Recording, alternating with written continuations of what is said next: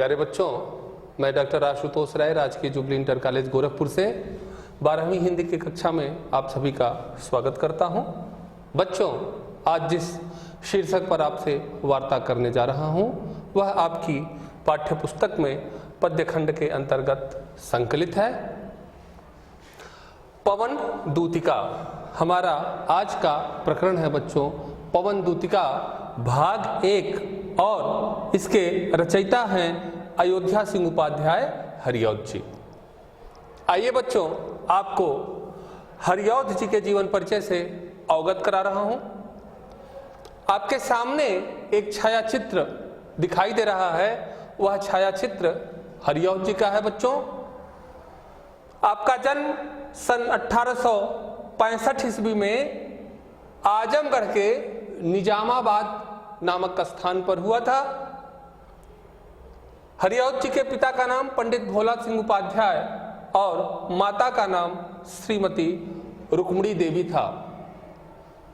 हरिऔध जी की प्रारंभिक शिक्षा दीक्षा निजामाबाद में ही हुई।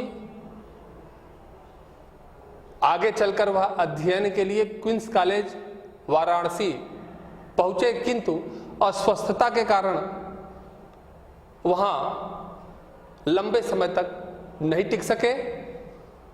स्वाध्याय के बल पर हिंदी, अंग्रेजी, संस्कृत, फारसी जैसी भाषाओं का उन्होंने ज्ञान अर्जित किया। निजामाबाद के मिडिल स्कूल में शिक्षक कानून गो से अपनी जीवन यात्रा शुरू कर काशी हिंदू विश्वविद्यालय के हिंदी विभाग में अवैतनिक शिक्षक के रूप में भी उन्होंने कार्य किया। साहित्य साधना करते हुए हरिऔध जी 1947 ईस्वी में इस संसार से विदा हो गए। आइए बच्चों, आपको हरिऔध जी की कुछ रचनाओं से अवगत कराता हूं। देखिए, काव्य ग्रंथ प्रिय प्रवास, रस कलश, वैदेही बनवास, चोखे चौपदे, चुभते चौपते आदि। नाटक प्रद्युम्न विजय एवं रुक्मणी परिणय, भाषा खड़ी बोली। यद्यपि हरिऔध जी ने आरंभ में ब्रज भाषा में कविताएं लिखी, किंतु महावीर प्रसाद द्विवेदी जी के आह्वान पर खड़ी हिंदी बोली में यह कविता लिखने लगे और केवल खड़ी हिंदी बोली में काव्य लेखन ही नहीं किया, अपितु उसको एक दिशा भी प्रदान की। देखिए बच्चों, पवन दूतिका के अंतर्गत मैं आपको कुछ अंशों से परिचित करा रहा हूं। पवन दूतिका अर्थात पवन जो है वह संदेश वाहिका का कार्य यहां कर रही है। कालिदास के मेघदूत में भी मेघ संदेशवाहक का कार्य कर रहा है। प्रकृति संदेश देने का यह जो कार्य कर रही है, संस्कृत काव्यों से होती हुई यह परंपरा हिंदी साहित्य में भी आई। जायसी के पद्मावत में भी नागमती कौवे और भौरे से, जो प्रकृति के ही घटक हैं, अपना संदेश भेजती है। पियसे कहूं संदेशड़ा, हे भौरा हे काग, सो धन बिरही जन्मुए तेहि का धुआं हमें लाग। वह अपने प्रियतम रत्नसेन को कौवे और भौरे के द्वारा संदेश भेजती है। भवानी प्रसाद मिश्र की कविता पिता की याद में वह भी बादल के द्वारा अपने पिता को संदेश देते हैं। जब वह स्वाधीनता आंदोलन के संघर्ष के दौरान जेल में रहते हैं तो घर की याद नामक कविता में अपने पिता को याद करते हुए वह बादल से कहते हैं, हे बादल, तुम जाकर मेरे पिता से मेरी कुशल क्षेम कहना कि भवानी जेल में बहुत अच्छे ढंग से रह रहा है, वह पढ़ता है, लिखता है जेल में, ताकि पिता को हमारी चिंता न हो। और अंत में लिखते हैं तुम बरस लो वे न बरसे, पांचवे को वे न तरसे, देखना कुछ बक न देना, उन्हें कोई शक न देना। अर्थात भूल से भी हमारे जेल की यथार्थ की स्थिति का वर्णन उनसे मत करना, बक न देना, भूल से भी जेल के यथार्थ स्थिति का वर्णन मत करना, नहीं तो उनको शक हो जाएगा। तुम भले बरस लो लेकिन उनके नेत्रों से अश्रु की धारा नहीं निकलनी चाहिए। इस प्रकार का संदेश भवानी प्रसाद मिश्र जी भी प्रकृति के माध्यम से, बादल के माध्यम से अपने पिता को भेजते हैं। यही परंपरा हरिऔध जी ने भी प्रिय प्रवास में ग्रहण की है। यह जो पवन दूतिका है उनके ग्रंथ प्रिय प्रवास का ही अंश है। प्रिय प्रवास महाकाव्य ही नहीं है अपितु खड़ी हिंदी बोली का प्रथम महाकाव्य है। तो आइए बच्चों, प्रिय प्रवास से लिए गए इस पवन दूतिका के अंतर्गत आने वाले महत्वपूर्ण छंदों से मैं आपको अवगत कराता हूं। बैठी खिन्ना एक दिवस वे गेह में थी अकेली, आके आंसू दृगजुगल में थे धरा को भिगोते, आई धीरे इस सदन में पुष्प सदगंध को ले, प्रातः वाली सुपवन इसी काल वातायनों से। खिन्ना, दुखी राधा एक दिवस एक दिन गेह घर में, अपने घर में अकेली बैठी हुई थी। राधा दुखी क्यों थी? कृष्ण के वियोग में। कृष्ण जब व्रत से मथुरा चले गए और राधा को और गोपियों को छोड़ गए, तो यह विरह के वशीभूत राधा कृष्ण की याद में दुखी होकर बैठी हुई हैं। आके आंसू दृगजुगल, दोनों नेत्रों में आंसू आकर धरा को भिगोते, पृथ्वी को भिगो रहे थे। राधा कृष्ण के वियोग में इतनी दुखी थी कि उनके दोनों नेत्रों से अश्रु की वर्षा हो रही थी। निस्दिन बरसत नैन हमारे, सदा रहत वर्षा ऋतु हम पर जब ते श्याम सुधारे। कि जब से कृष्ण व्रत से मथुरा गए हैं तब से हमारे नेत्रों से प्रतिपल रात दिन अश्रु की वर्षा होती रहती है। तो राधा के नेत्रों से भी यहां पर अश्रु की वर्षा हो रही है। आई धीरे इस सदन में पुष्प सदगंध खोले, प्रातः वाली सुपवन इसी काल वातायनों से। वातायनों यानी खिड़कियों से, सुपवन, कैसी सुपवन? सुंदर पवन, प्रातः वाली, भोर की जो सुंदर पवन होती है, ताजी हवा और ऑक्सीजन की मात्रा इसमें सबसे ज्यादा होती है क्योंकि यह प्रदूषण मुक्त होती है। इसीलिए भोर की इस पवन को मलयानिल पवन भी कहा गया है। मलय पर्वत से जो पवन आ रही है वह मलयानिल पवन राधा के कक्ष में खिड़कियों से सुगंधित पुष्पों की गंध लिए हुए सदन राधा के कक्ष में धीरे से प्रविष्ट होती है, प्रवेश करती है। संतापों को विपुल बढ़ता देख के दुखिता हो, धीरे बोली सदुख उससे श्रीमती राधिकायो। प्यारी प्रातः पवन इतना क्यों मुझे है सताती, क्या तू भी है कलुषित हुई काल की क्रूरता से। संतापों को विपुल बढ़ता देख, अपने दुख और कष्टों को बढ़ता हुआ देखकर दुखी राधा उससे धीरे से कह रही हैं। क्या कहती हैं? प्यारी प्रातः पवन, प्यारी प्रातः की पवन जो होती है वह मनोरम होती है, मन को हरने वाली होती है, इसलिए वह राधा को प्यारी लग रही है कि हे प्यारी भोर की पवन, तू इतना मुझे क्यों सता रही है, इतना मुझे क्यों कष्ट और दुख दे रही है। जैसे गोपियां कहती हैं कि मधुबन तुम का तरह तहरे विरह वियोग श्याम सुंदर के ठाड़े क्यों नजरे। संजोग के समय में जो प्रकृति, जो यमुना का किनारा, जो मधुबन के वन गोपियों को आनंद देते थे, वियोग के क्षण में अब वही कष्ट प्रदान कर रहे हैं। इसीलिए गोपियां कहती हैं कि बिनु गोपाल बैरिन भई कुंजय, कि कृष्ण के वियोग में यह जो कुंज की लताएं हैं वह शत्रु प्रतीत हो रही हैं। ठीक उसी तरह से राधा भी पवन से यह कह रही हैं कि पवन तू सुंदर तो है लेकिन इस समय मेरे कष्ट और दुख को बढ़ा रही है। क्या तू भी है कलुषित हुई काल की क्रूरता से। हे पवन, क्या यह जो काल का प्रभाव जो सबके ऊपर पड़ा हुआ है कि दुख में उसको दुख को दूर न करके अपितु लोग उसके दुख को बढ़ाने में लगे हुए हैं, कहीं ऐसा तो नहीं पवन तू भी इसी क्रूर काल से प्रभावित हो गई है? आइए अगले अंश में देखते हैं बच्चों।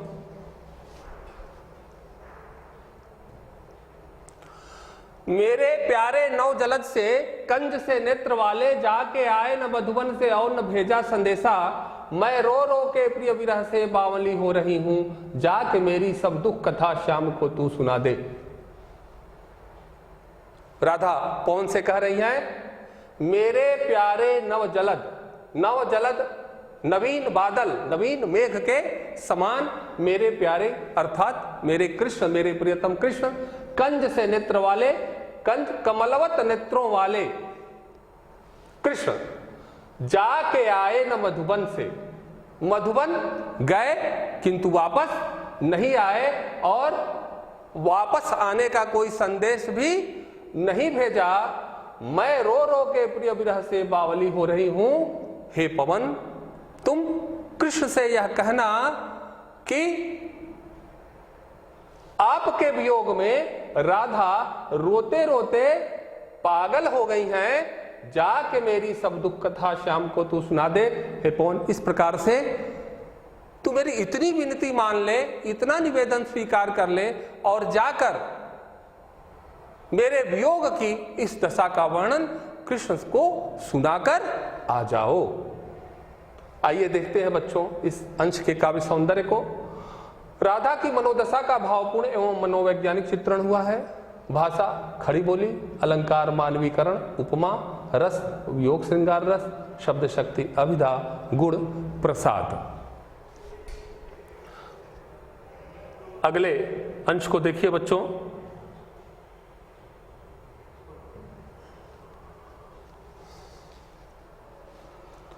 जाते जाते अगर पथ में क्लांत कोई दिखावे, तो जाके सन्निकट उसकी क्लांतियों को मिटाना, धीरे धीरे परस करके गात उत्तापक होना, सदगंधों से श्रमित जन को हर्षितों सा बनाना। आगे राधा पवन से क्या कह रही हैं? जाते जाते अगर पथ में क्लांत कोई दिखावे, क्लांत थका हुआ, अगर पवन तुम्हें रास्ते में कोई पथिक थका हुआ दिखाई दे, तो जाके सन्निकट, तुम सन्निकट उसके नजदीक जाना, उसकी क्लांतियों को मिटाना और उसकी थकावट को दूर करना, क्योंकि पवन अपने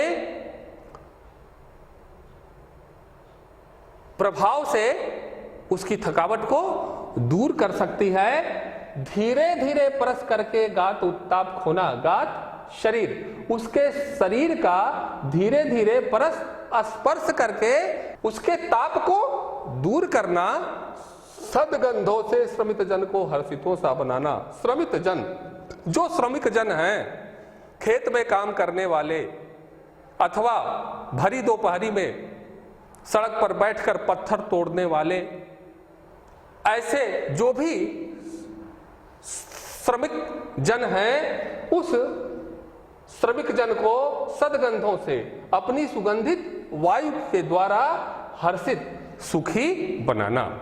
यहां पर एक नवीन बात की उद्भावना की है कवि ने, और वह यह है कि अपने दुख में केवल हमें अपना ही दुख दिखाई देता है और वही बड़ा लगता है। राधा अपने दुख में दुखी तो हैं, किंतु वह दूसरे के दुख को भी दूर करने के लिए प्रयासरत हैं। इस प्रकार से राधा के विरह को सामाजिक सरोकारों से जोड़कर कवि ने एक नवीन स्थापना भी इस अंश में की है। हे पवन, यदि तुम्हें मथुरा जाते हुए अपने पथ में कोई थका हुआ दिखाई दे, तब उसके निकट जाकर उसकी थकावट को दूर करना, उसके शरीर का धीरे धीरे स्पर्श करके उसके ताप को दूर करना और ऐसे श्रमिक लोगों को अपने सुगंधित वायु के द्वारा सुखी बनाना। लज्जाशीला पथिक महिला जो कहीं दृष्टि आए, होने देना विकृत बसना तो न तू सुंदरी को, जो थोड़ी भी श्रमित वह हो गोद ले श्रांति खोना, होठों की और कमल मुख की म्लानताएं मिटाना। लज्जाशीला पथिक महिला जो कहीं दृष्टि आए, कोई ऐसी स्त्री यदि तुम्हें पथ में नजर आवे जिसके शरीर पर वस्त्र कम हो। राधा भी पवन से यह अपेक्षा करती हैं कि यदि कोई ऐसी महिला स्त्री जिसके शरीर पर वस्त्र कम हो उसे नजर आए, होने देना विकृत बसना तो न तू सुंदरी को, तुम उसके वस्त्र को उड़ाकर उसके सौंदर्य को विकृत मत करना। जो थोड़ी भी श्रमित वह हो गोद ले श्रांति खोना, यदि वह थकी हुई हो, श्रमपूर्ण कार्य करके थक गई हो तो उसे अपनी गोद में लेकर उसकी थकावट को दूर करना, होठों की और कमल मुख की म्लानताएं मिटाना। उस थकी हुई युवती के होठ और कमलवत मुख पर जो थकावट के कारण जो म्लानताएं, जो मलिनता हो, हे पवन तुम उसको अवश्य दूर करना। हे पवन, यदि कोई लज्जाशील पथिक स्त्री तुम्हें रास्ते में दिखाई दे तो तुम अपने वेग से उसके वस्त्र को उड़ाकर उसके सौंदर्य को विकृत मत करना। और यदि वह श्रमपूर्ण कार्य करते हुए थक गई हो तो अपनी गोद में लेकर उसकी थकावट को दूर करना, उसके होठों और कमलवत मुख की मलिनताओं को मिटाना। आइए बच्चों, अगले अंश की ओर आपको ले चलता हूं।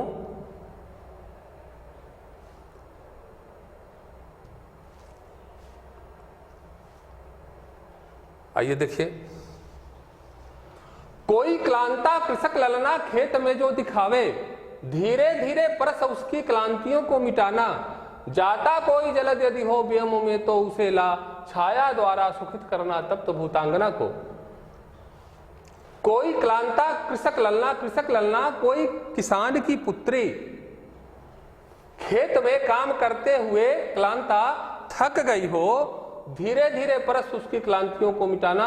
तो तुम धीरे धीरे उसका स्पर्श करके क्लांतियों, उसकी थकावट को दूर करना।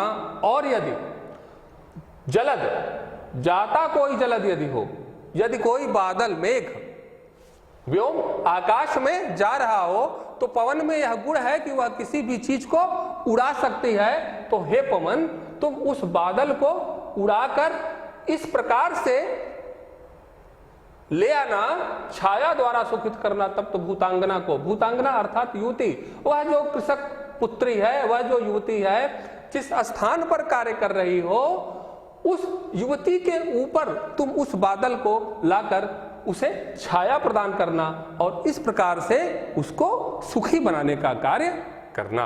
तो यहां पर बच्चों यह बात अत्यधिक महत्वपूर्ण है कि राधा दूसरे के दुख और कष्ट से भी परिचित हैं और पवन से यह अपेक्षा करती हैं कि वह मार्ग में जब जाएगी तो दूसरों के भी दुख और कष्टों को दूर करते हुए चलेगी। यदि कोई किसान की पुत्री खेत में काम करते हुए थक गई हो तो हे पवन, तुम धीरे धीरे उसका स्पर्श करके उसकी थकावट को दूर करना। और यदि कोई बादल आकाश में जा रहा हो तो तुम उसे इस प्रकार से उड़ाकर ले आना कि वह बादल उस तप्त युवती को अपनी छाया द्वारा सुखी कर सके। इस अंश के काव्य सौंदर्य को देखिए बच्चों, यहां हरिऔध जी ने एक ओर राधा की विरह व्यथा का चित्रण किया है तो दूसरी ओर उन्हें समाज की पीड़ा से भी व्याकुल दिखाया है। भाषा खड़ी बोली, अलंकार मानवीकरण, उपमा रस, वियोग श्रृंगार रस, शब्द शक्ति लक्षणा, गुण प्रसाद। आइए बच्चों, आज जिस पाठ शीर्षक का हमने अध्ययन किया बच्चों, आप राधा के विरह से परिचित हुए और साथ ही साथ आपने यह देखा कि राधा कैसे अपने दुख में समाज के दुख को नहीं भूल रही हैं।